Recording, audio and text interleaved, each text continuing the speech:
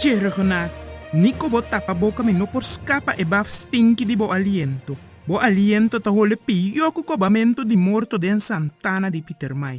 Fuera, oh Suzy, a mi ta hole un cos bombaco tin 7 dias sin laba.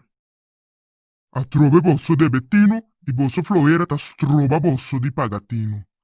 Bosso ta frega outro com mal baf sin conscientizar bosso mes cu tamten bosso ta insulta outro e vírus de Covid a passa drenta laga bosso sigue discutindo uma. E ta cu e molecule nan di bosso yama holo stinky ta mais grande cu e molecule nan di un virus. Un virus ta entre 0,0003 mm di grandura.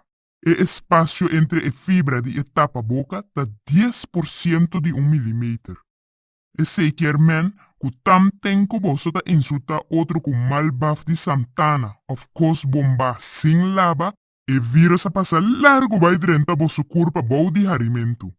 Pero ya, maneira ya to costume com boso mentalidade, mientras boso ta pleita e insulta outro, mas com 3.000 moléculas, conjuntamente a passador de buraco de tela custa 10% de 1 mm.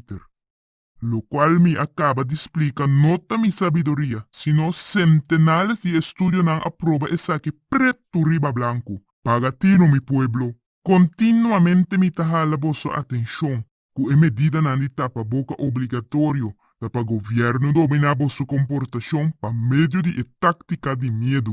Mas miedo vosso ting, sin sa, of busca passar é verdade, mas vosso somete vosso mes na medida nan excessivo pa falta de educação. Realidade e hecho ta, kuta vosso imunidade ta vosso melhor proteção contra de todo vírus.